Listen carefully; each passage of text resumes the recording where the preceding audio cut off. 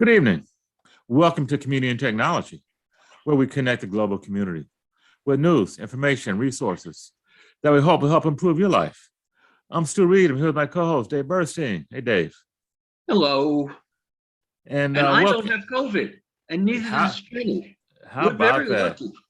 Yes, we So, are. As we enter the new year in 2022, there's renewed hysteria around the Omicron and COVID and what's going on. And I think you have an update for us, Dave. I disagree with you. Okay. I don't think it's hysteria.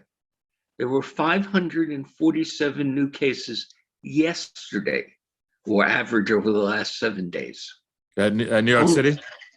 No, that's national. Oh, national. But Okay. 500,000 a day. New York City, I saw a number like 80,000, Wow.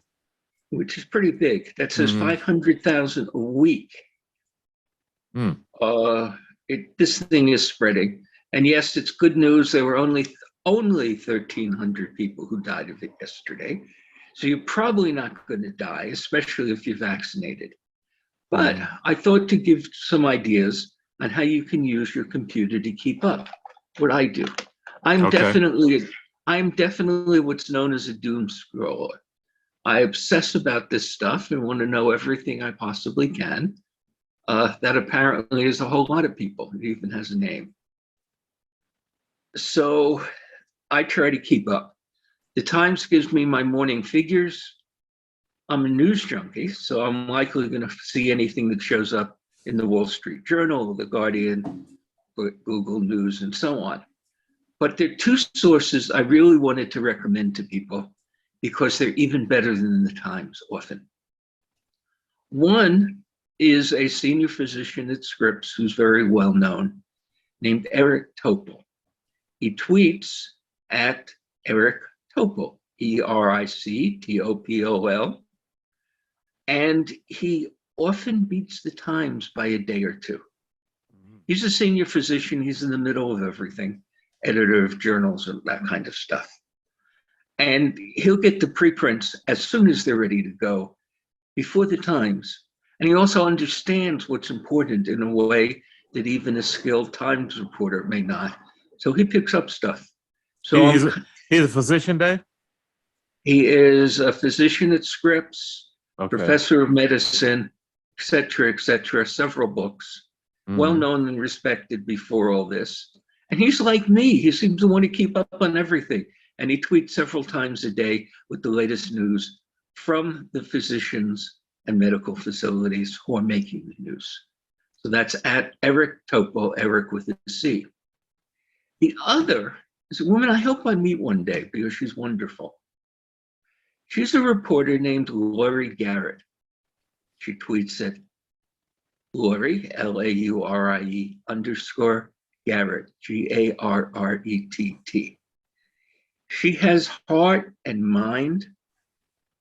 She really cares. She's got very good contacts and incredible judgment because she's been writing about this for 25 years. Writing about COVID for 25 years? Nah. Or infectious disease? About pandemics. Okay. She did a book on Ebola. She won a Pulitzer Prize for her reporting there. She's been through it all, including many trips to Africa, where you were seeing a lot of this start. And she also tweets, solid science, never saw a question, not as often as Eric, so she'll pick out what seems really important that you probably wouldn't have read if you, like most news junkies, would have seen it in the Times. So Laurie Garrett has a flair and consistently good information I've been reading since the beginning of COVID. Eric Topol, Laurie Garrett, solid sources. So if you don't want to be overwhelmed by the Times, and maybe want to sometimes know things before they print. Now, you had a story you wanted to bring up. Yeah, well, I thought it was interesting. All of a sudden, not all of a sudden, it's really been a slow death, but it just got announced that BlackBerry is pulling the plug on their once mighty phone service.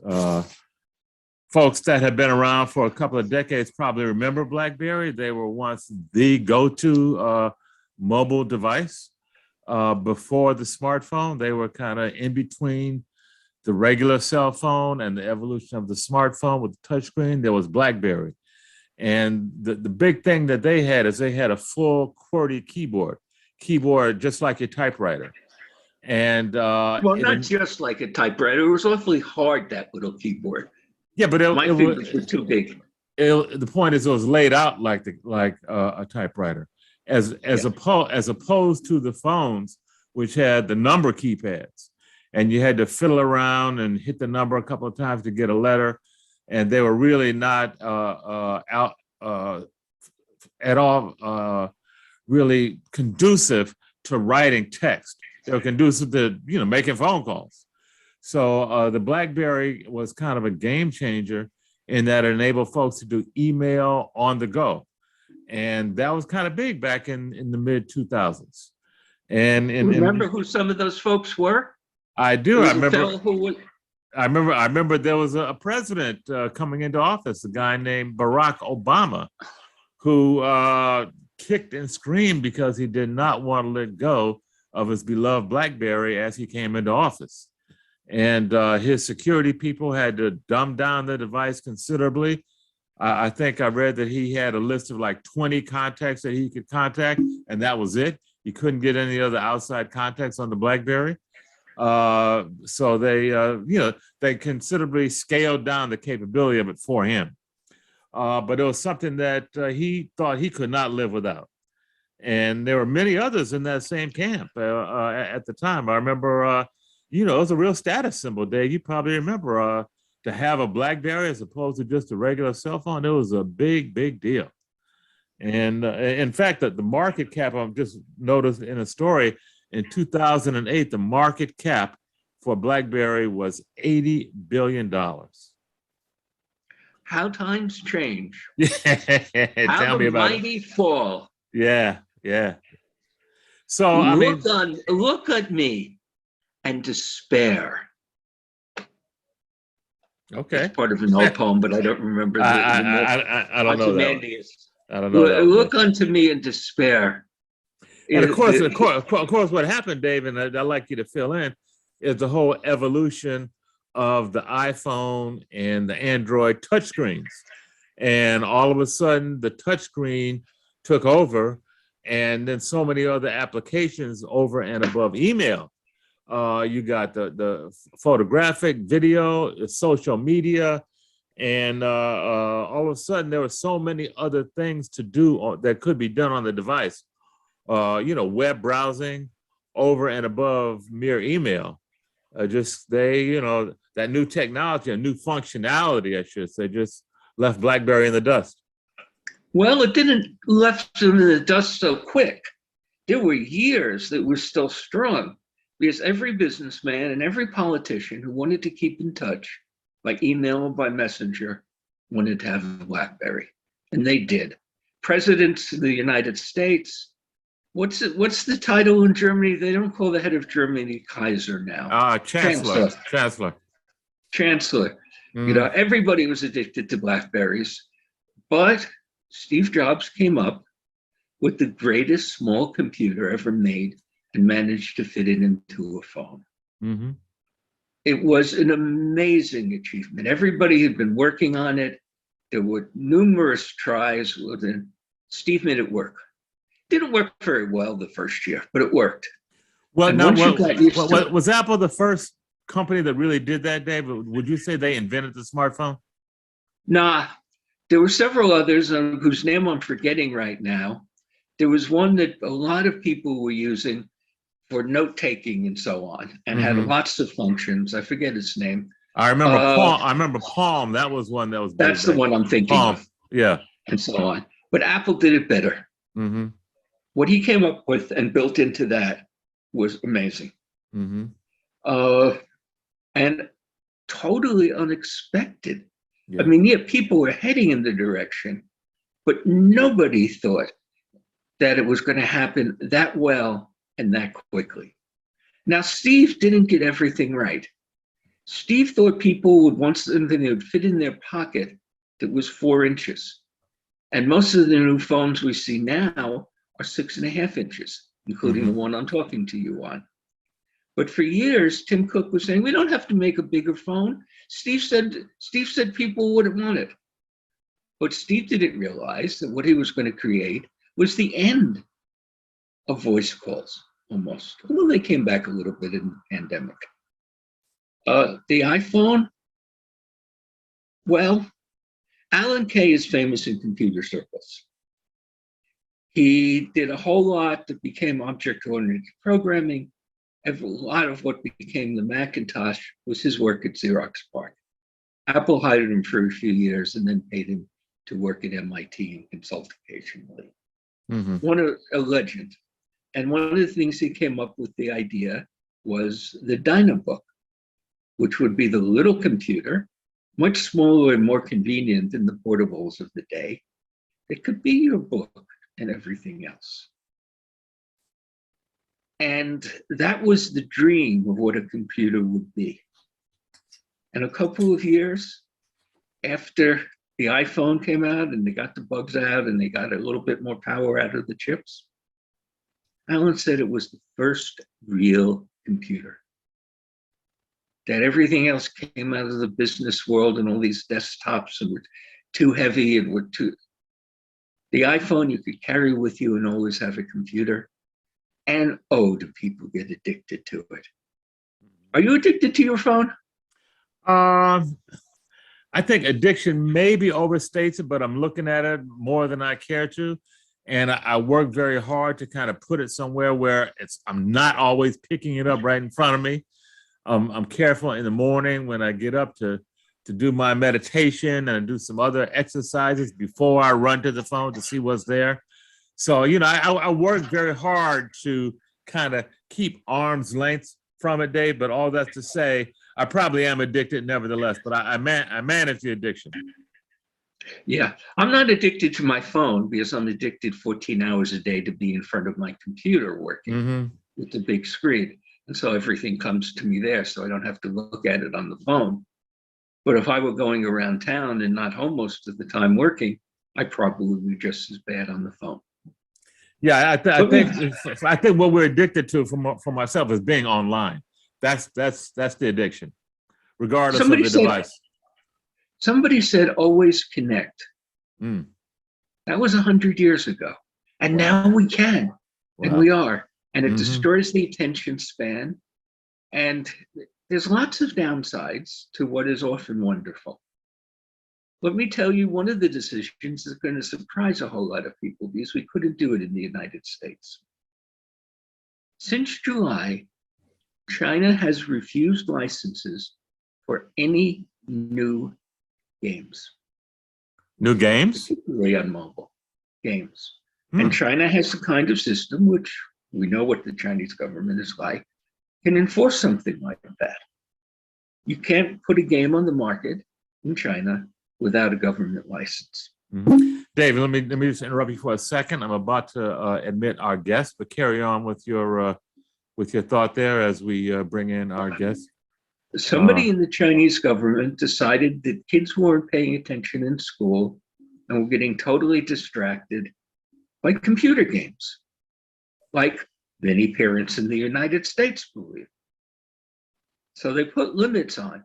Under 18, you can't be on the games for more than an hour and a half a day. Hello, you're on live. Hey, Bryan.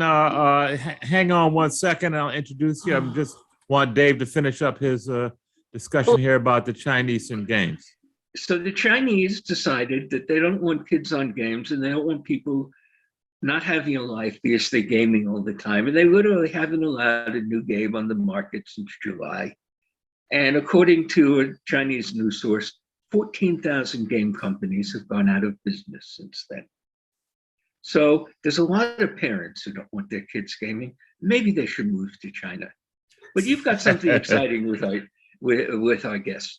Wi-Fi's gotten much better. He's actually building it. Yes, I'd like to welcome Bryan Slayman to Community and Technology. Bryan is a product line manager with EnGenius. Welcome, Bryan. Hi, thank you. Thanks. And do you happen to have your camera available? I'm not seeing your Yeah, not seeing your image. that's kind of weird. Okay.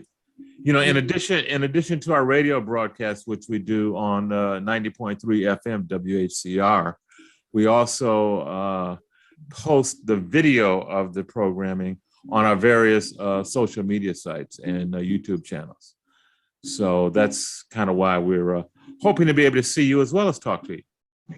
Yeah, let me try to make an adjustment here. It's trying to use Okay. a different device. Yeah. I'm not sure why. Inviting Bryan was unusual because, unlike most reporters, I get so many press releases, I mostly ignore them. But one came in this morning about Bryan's new machine, which uses the new Wi-Fi 6E. I got something like 40 announcements in the last few days of new routers using the Wi-Fi 6E, including many for home. Bryan makes one for business. And I said, okay, the world doesn't know what this is if they're not geeks. Let's get some information. And so I invited him off a press release. I've never met him before. I hope he's articulate. We'll find out. And I hope he can figure out how to do the screen. If not, we can do just fine. I did 18 years of live radio. I can talk just fine. Bryan, is it going to work or should we just ignore it? Maybe we need to ignore it. Yeah, it's for whatever reason, it's looking for a USB device, and I don't know why that's happening now. So I do apologize for that. Computers do that to us all. Okay, so what's new with this Wi-Fi 6E? What does it do?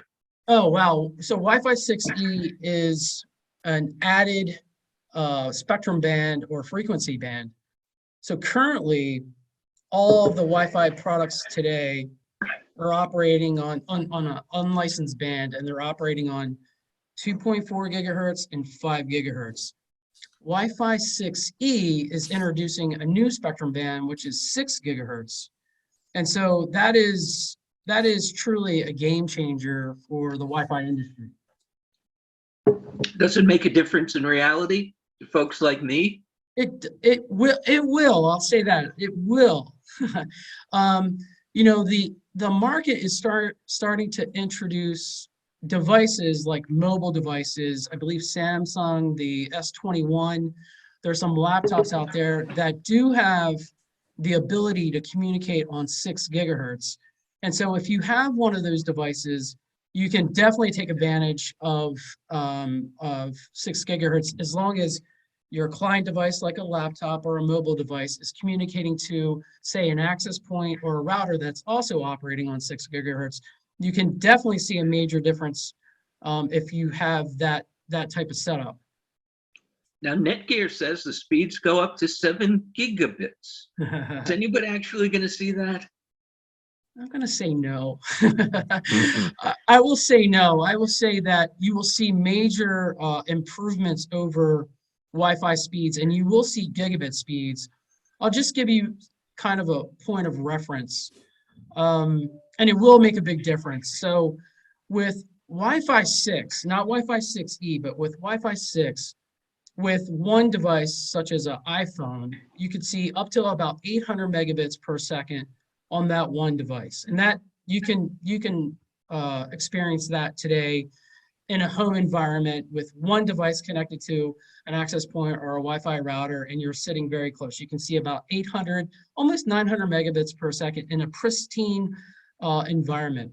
With Wi-Fi 6E, you could see upwards to 1.4 gigabits on that same device, and actually on more devices.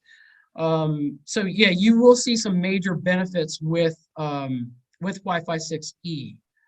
Now, you're saying you will see, to our audience. Yeah. Have you seen it with your eyes in your lab? I have seen it. We did some initial testing here with a client device and with a Wi-Fi 6E device. We do have some lab tests that I could probably share, not today, but later. But with the experiences that we've had with Wi-Fi 6 operating on 5 gigahertz and what is coming with Wi-Fi 6E, you will see definitely over a gigabit. The major difference is that in normal environments like a residential space, like for example, a home, you can operate on different channels, and those channels can be at different widths. So you can put a lot more data through the channel because the channel is much larger, and you're using larger channel widths at home. But in businesses, you can't use really wide channel widths because you have a lot of interference when you use really wide channels. So you have to have smaller channels like 40 megahertz wide channels or 20 megahertz. I'm going to wide ask you channel. to hold that because we can come back to it in a minute. Sure, sure. Yes, I have one that I want to put in first. Sure, sure. My phone speed goes down from 90 megabits Yeah. at the window to less than 10 megabits in the back bedroom. That's right. How much will Wi-Fi 6E be affected by the walls and the buildings that we mostly will use it in? I would say it would be majorly affected because, okay, so when you look at 2.4 gigahertz, it's a lower frequency band, so it can travel a lot further. 5 gigahertz is a higher frequency band, and it can travel, it can't travel as far as 2.4 gigahertz. 6 gigahertz is even higher, so it won't be able to travel as far as 5 gigahertz or 2.4 gigahertz. So in your example, the further away from the device, the router or the access point, the more difficult it will be to communicate at the higher speeds. So you will see that fluctuation when you're operating off of one router, for example, Wi-Fi router. And that's the major difference between residential and business applications. In most residents, you can get away with one Wi-Fi router, and it provides Wi-Fi to the whole home. But in business applications, where the footprint is much larger, 10,000 square feet, 15,000 square feet, and beyond, you have to add in more Wi-Fi, what we call as access points, not routers, but access points. And so you're providing coverage to the whole area. So in those scenarios, you can see benefit there because you have more Wi-Fi access points in a location, and your devices can communicate to those access points easier because you're closer to those devices. It's all about clear line of sight to that wireless router or wireless access point.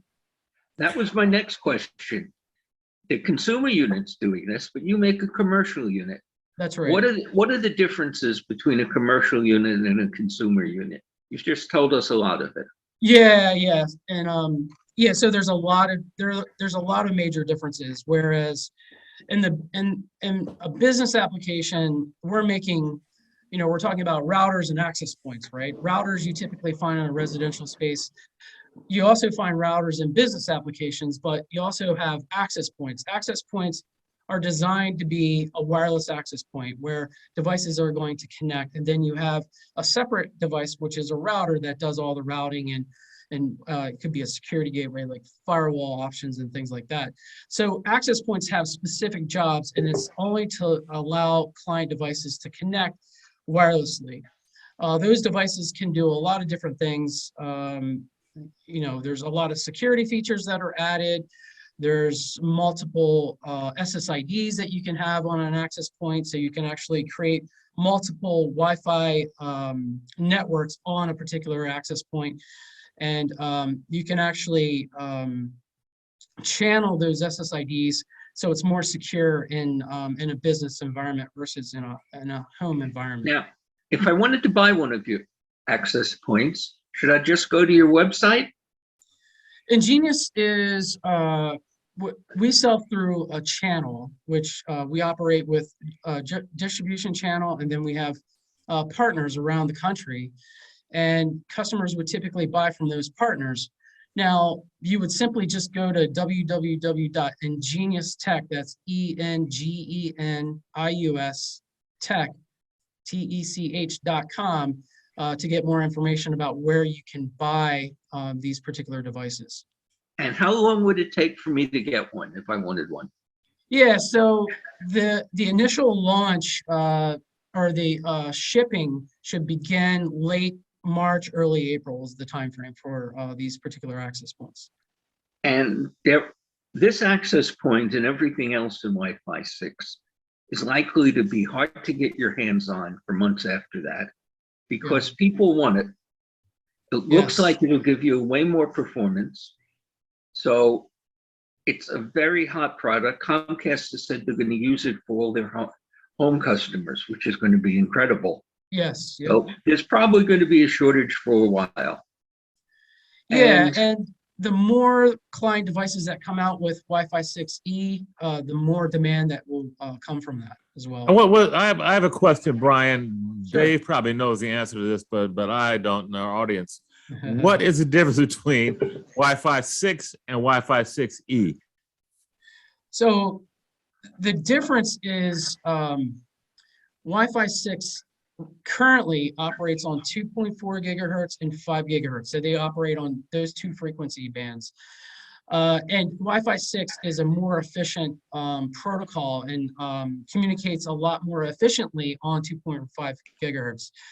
Wi-Fi 6E only operates on 6 gigahertz, which is a pristine real estate for Wi-Fi. There's no devices on there, so you have way less interference. So you have greater capacity there, more efficiency, and higher performance in the 6 gigahertz range. So there's a major difference there with the two. Hopefully, I was able to articulate it as well enough. Well, you think it's going to be a big difference? I think I think it is a game changer, definitely, because currently, right now, if you can imagine, all the wireless devices are operating on these two frequency bands, and those frequency bands are becoming more and more congested, and there's a lot of interference on those two frequency bands. With 6 gigahertz, that opens up, like I said, a prime real estate for the wireless industry. So yes, like I said, currently with a device, you're seeing... Let me stop you there and ask it in another way. Sure. Patrick Pai at the FCC made this happen, opened up the spectrum. Yeah. We don't have him on this call, but if we did, what would you say to him? Yeah, I mean, obviously, I think everybody in the Wi-Fi industry would thank him, and I would thank him first and foremost, and that this is definitely something that we need in the Wi-Fi industry because it's becoming more and more congested with devices, IoT devices, mobile devices, smart devices, and it really helps with the development in our industry, and then we can start to implement more artificial intelligence, virtual reality, metaverse applications. So there's a lot that we can do within the within the Wi-Fi space. I would say, in addition to that, it really opens up the door for gigabit Wi-Fi. We've been waiting for gigabit Wi-Fi, and this is the true. This is the direction that we need to go into to get. And this is when we have to stop to take a break. Sure. Stay with us, because after the break, the first story is going to include a big thing about how Wi-Fi could be used.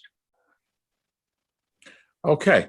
Thank you, Dave. You're listening to Community and Technology on WHCR 90.3 FM, the voice of Harlem.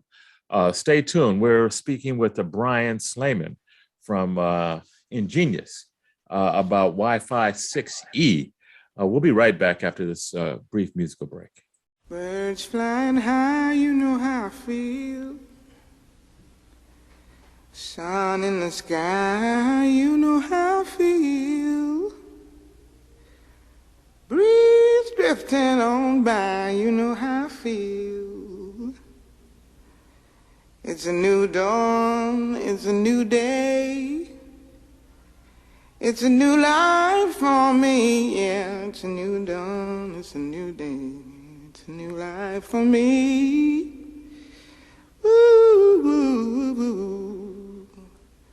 And I'm feeling good.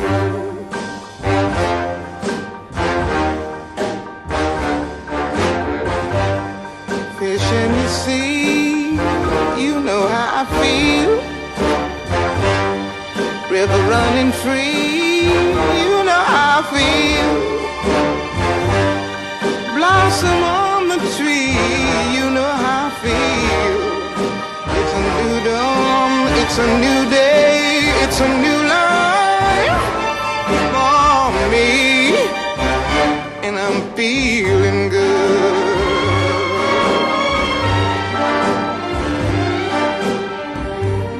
and fly out in the sun. You know what I mean, don't you know? Butterflies all having fun. You know what I mean? Sleep in peace when day is done. That's what I mean. And this old world is a new world and a bold world for me. Yeah, yeah.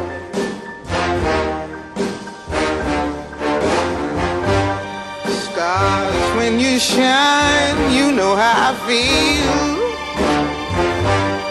Scent of the pine, you know how I feel. Oh, freedom is mine, and I know how I feel. It's a new dawn, it's a new day, it's a new life for me.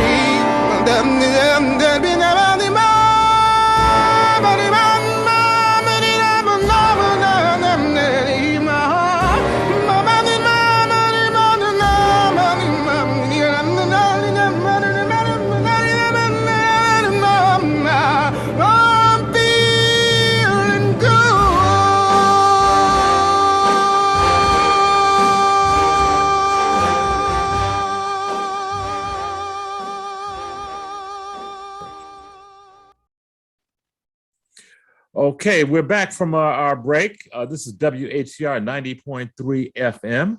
You're listening to Community and Technology with Dave Burstein and Stu Reid. Special guest, Bryan Slayman from EnGenius. We're talking about a new Wi-Fi spectrum that's just been released, Wi-Fi 6E. And Bryan's been telling us about all the capability that we're going to see in it. And I think, Dave, you have some follow-on questions for Bryan. Well, not for Bryan yet. And Bryan may or may not want to come in because he may be trying to sell Verizon as a customer. So if he is, he should probably be cautious about what to say. When you hear this story, you'll realize what that is. Let me ask you the question. We're talking about the new latest Wi-Fi, which has a lot more bandwidth, a lot more power, can work better. Could you set that up in a medium-sized building, say 8 stories, and deliver a decent internet, starting in the basement with a good connection and using this Wi-Fi through the building? You asking me, Dave? You asking Bryan? I'm asking Stu. Oh. Because you've actually done this. Yeah. I mean, this is going to be a very political item. Yeah, you know, we've done it with 2.5, 2.4. We've done it with 5.0. I don't see why not. I mean, you know, Bryan's talking about shorter transmission distances. So that's something that we'd have to engineer in terms of number of access points, et cetera. But sure, why not?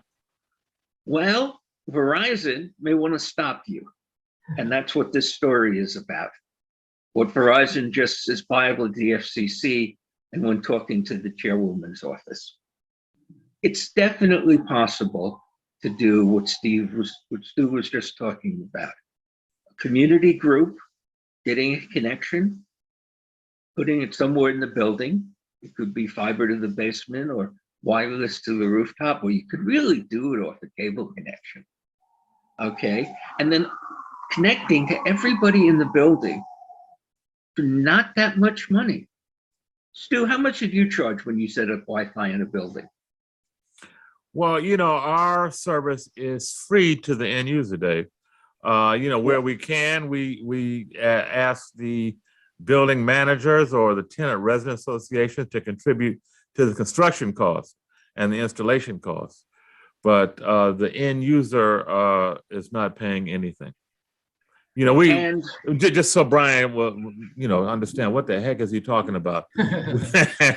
we service low income residents primarily in public housing, Bryan. And we work with a cooperative model where the resident associations work together and help finance what we're doing, and the end result is free service to the users. Oh, wow. Now, let me keep the microphone for the moment, because Stu is working on a real project, possibly sponsored by the city of New York, and he doesn't want to give away all the details by accident. But it is practical today to have a financially sound design like that in any building in New York for the poorest people in New York and deliver the internet for free. That's because, which was the first? Saturday, the new ACP program came as part of the infrastructure bill that provides a $30 per month subsidy to anybody of modest income. It goes up to twice the poverty level, which means anybody under about $25,000, or anybody with kids in school up to, I don't know what the limit is there, but it's even more generous. That $30 is more than enough for someone like Stu, and there are people in the Bronx trying to do the same thing, and there's a whole pile of people filing in DC about how this should be regulated and what the rules should be. $30 a month with the Wi-Fi, like Bryan's routers, although we'd have to find the most cost-effective unit. So I don't know if Bryan's business routers are going to be right. Can deliver to the poorest buildings in New York a perfectly decent internet service. I don't know if it's going to be the 800 or 900 megabits he's talking about, but it's certainly going to be enough for two kids to zoom in and their mother to be working and watching an HD TV at the same time. That's about 25 megabits. Yeah. Now, the news is that the ACP program rules are being debated right now in Washington. Debated hard. They're going to come out by the end of the month. They're continuing the emergency broadband plan until then. And Tamara Priest and Alan Buzzcott of Verizon met by telephone with Trent Harkrider, the special advisor to the chairwoman and deputy bureau chief of the wireline competition bill.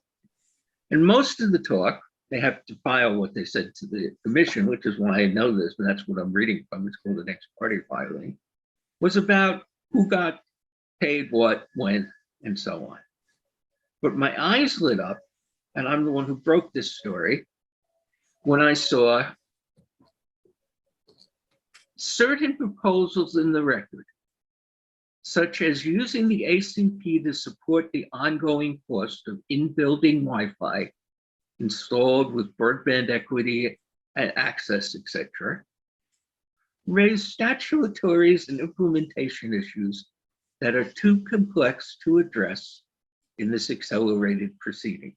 In other words, they're perfectly fine, but we can't find any real objection to it because it's a darn good program that should be the first thing the FCC should be doing, but Verizon doesn't want the competition.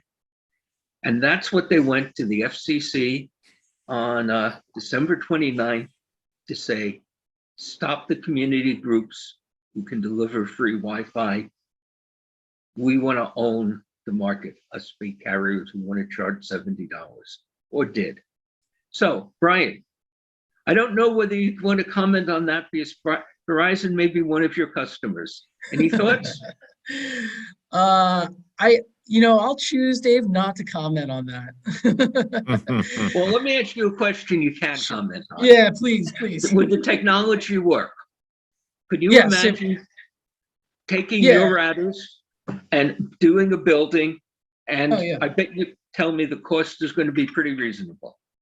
Yeah, I mean, and EnGenius, our target market has been the SMB market for the longest time, and we've been around since 99, so 23 years now, ever since Wi-Fi was introduced. And so anywhere from 11B all the way up to now, Wi-Fi 6E and 6 gigahertz. So we've gone into a lot of different applications. And in fact, we have some implementations in New York for security cameras and things like that, creating Wi-Fi links to security cameras. So, I mean, we've gone into a lot of these different installations, and definitely our devices would go into an installation like that.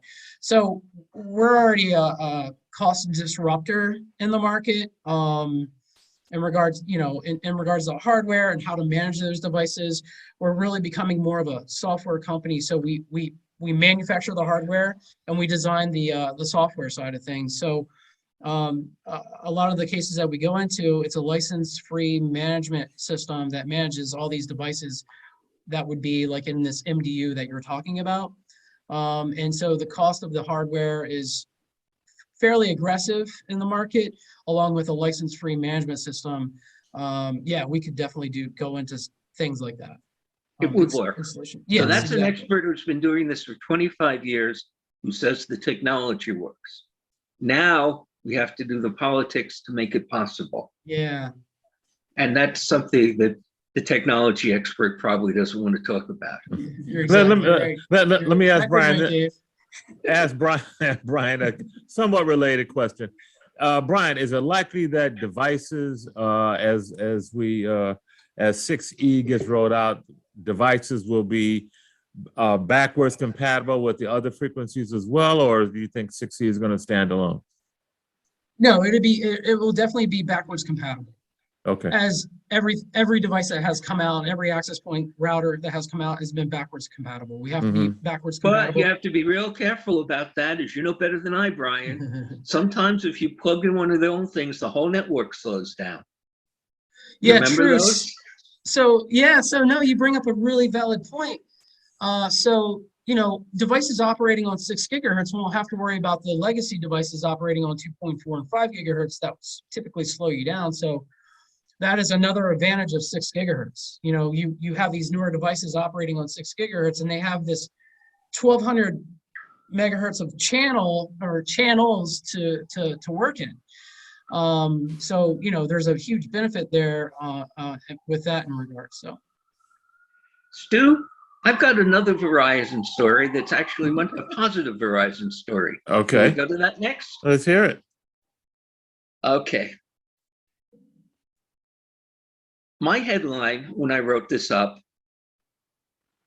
is, oh God, I don't have it here. How Verizon hiring is less discriminatory than Facebook. Actually, I think my headline was even more dramatic. Verizon Facebook should learn from Verizon how important it is not to discriminate. The reason I wrote this is that I saw the picture in the announcement of the new number 2, the COO in the Verizon consumer division. That's a very powerful job. Budgets in the tens of billions, tens of thousands of employees. It was a Black woman whose last name is Bourne, like Jenny, but no relation, who started 22 years ago in the Verizon mailroom. Wow. And she did so well that every couple of years she got promoted, and she did so well and got promoted. And that kept happening until she is now number 2 in a massive outfit. That means a lot of things to me. First of all, that Verizon gets a whole lot of good people that Facebook would never see at the top. I went looking at the Facebook, they had the top 7 executives on their website. I didn't think it was going to be this extreme. Every one of the top 7 came from either Harvard or Stanford. One board member came from Columbia, where Stu and I went. And there were a couple of people who weren't Harvard, Stanford, and you go down a level. But there was nobody who started in the mailroom. Mm-hmm. Mm-hmm. And there was nobody like one of the very best executives I've met in this business in my 22 years. He worked his way as a janitor through Florida Atlantic University. His name was Ralph de la Vega. He wound up the vice chairman of AT&T. He's the guy who brought the iPhone to America, working directly with Steve Jobs. He brought it to AT&T, and we were talking earlier in the show about how powerful and important the iPhone was. Verizon couldn't cope with what Steve wanted to do because the iPhone was like nothing else before. Ralph is the one who made the decision to go ahead and put it out there. And it changed the future of this country, and actually the future of everything in mobile and in computing. So the first point I'm making is that if you don't discriminate, you're opening yourself up to being a much better company. Second point, actually, one out to go, Stu. What's your experience? What do people of color think of going to work for the phone company? Well, I don't think folks have great expectations. Just kind of given the history. My business partner started out as a grunt on the ground doing splicing in the World Trade Center when that was first built some 30, 40 years ago. He didn't stay in the corporate track. It's difficult for people of color to navigate their way through the whole corporate bureaucracy and to really play the game. You kind of need a mentor, to someone to help bring you through. It's challenging. We don't have a lot. But it's doable. Oh, and absolutely doable. Absolutely. At Facebook, nobody's been doing it. It's that dramatic. Jenny's cousin, in fact, went to work at the phone company, and she's now retired from the phone company, rose to a pretty senior space there in Boston, and said, they gave me a chance. So I'm not going to pretend it's easy being a person of color anywhere in this society, but the discrimination in Silicon Valley, which grew up with a lot of people who were very smart, who mostly went to very fancy schools and hired people who were like them, not being open to people who were different, like this lady who started in the mailroom. And of course, there aren't many executives at Facebook, as in zero, who are Black women. And so I'm not going to say the record of the phone company is perfect. It sure isn't. But I do know that they've been working on that for many years, and it's possible. And it's one of the biggest problems for Silicon Valley. It's a monoculture of people who all came from the same background, don't understand what's different. And Facebook is particularly bad because there are more Facebook users in India than in the United States. And they've been treating them like a British colony, again and again making mistakes in how they treat the Indians because they don't understand, because there's nobody at the top of Facebook who has that kind of experience. Mm-hmm. Am I wrong?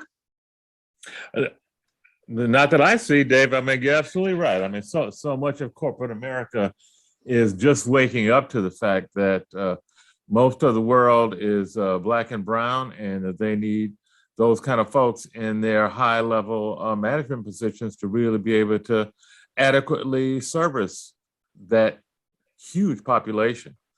So, Bryan, do you sell internationally? We do, yeah. Yep. What percentage of your sales are outside the United States? Well, okay, so we do sell internationally, but that is not part of my expertise.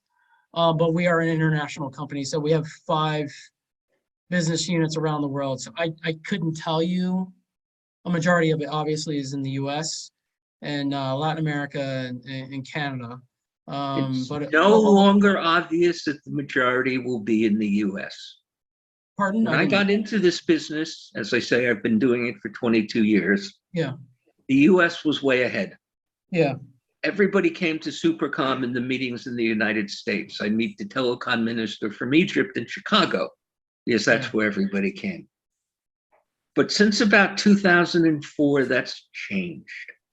So the people I know who in the industry at the major companies, I'm talking about the Nokias and the Ericssons and the Ciscos and the Junipers. Yeah. Years ago discovered that the biggest part of the market is no longer in the United States, and have had to learn how to adopt their companies and their thinking to that. Yeah. And that's been a crucial problem for every major company I know in telecom. And that's something that we all have to put together because the internet now is 2/3 Africa, Asia, and Latin America. Yeah. India has more internet users than the United States and Western Europe put together. Oh, yeah. And China has more than India. And Stu and I know, because we're in a would-be international organization that doesn't cope with this very well. And I got flamed by an internet pioneer for saying we've got to recognize China and India as a major part of the internet. But that's one of the changes. Stu, what's our next story? Well, we only have a couple minutes left, Dave. I wanted just to quickly, and I don't know whether or not Bryan wants to weigh in on this, but the C-band, opening up the C-band for the 5G providers just got announced just today or yesterday. And I'm wondering how that's going to impact things, if at all. Bryan, C-band gives a lot more spectrum to the phone companies. Will that help them do more? Yeah, I mean, the way we typically look at it, it's, Wi-Fi, especially with Wi-Fi 6, will coexist with the 5G, the implementation of 5G. So, there's a lot of people weighing in that 5G will be the way to go, and vice versa. But we look at it as it's they're going to coexist. They have to coexist. Currently right now, a lot of cellular devices offload their data to Wi-Fi. There's a number of different studies out there that show that. So I mean, that will let me take it off because we're going to run out of time. The news this week is there's a battle between the airlines and the phone companies. The airlines are saying this C-band spectrum that was supposed to be turned on by AT&T and Verizon today, in fact, was going to interfere with the altimeters, and planes would start falling out of the sky because they wouldn't have accurate altitude readings. All the experts tell me this is nonsense, except the experts hired by the airlines. And in fact, there probably are a lot of old small planes that have totally inadequate, obsolete chief altimeters who may have a problem. It's almost definitely going to be solved before anybody is really affected by it. Right now, what happened yesterday, on Monday, AT&T and Verizon said, we bought this spectrum, we're going to use it. And yesterday, when they got a direct call from the White House saying, let's work this out, they agreed to wait for 2 weeks to come to some kind of compromise. I don't know what kind of compromise they'll have in 2 weeks. It's not likely to be anything that affects any of us, but there's been infinite noise about this in Washington. A good reason why the FCC and all the agencies we deal with in Washington need more technically skilled people. That's the news today. Okay. Well, that's about it for Community Technology. I want to thank Bryan Slayman, Product Line Manager with EnGenius. Thank you, Bryan, for joining us today. Yeah, thank you for having me. Absolutely, and we're going to keep our eye on your product line and on Wi-Fi 6E as it evolves. Yeah, hey, thank you. Dave, thank you. Dave, any final comments before we close out? There's a $30 a month subsidy that the FCC will give you towards your broadband bill. Next show, I'm going to talk to you about how to get it. Anybody with a kid in school, in most areas that get food stamps and free lunches, anybody with low income, it's really easy to save $360 a year. I'll tell you how. Okay. Thanks, Dave. This has been Community and Technology with Dave Burstein, Stu Reid, special guest Bryan Slayman from EnGenius. Stay tuned for more news and information on WHCR 90.3 FM, the voice of Harlem. Thanks for tuning in. See you next Wednesday, 5 p.m. Good night.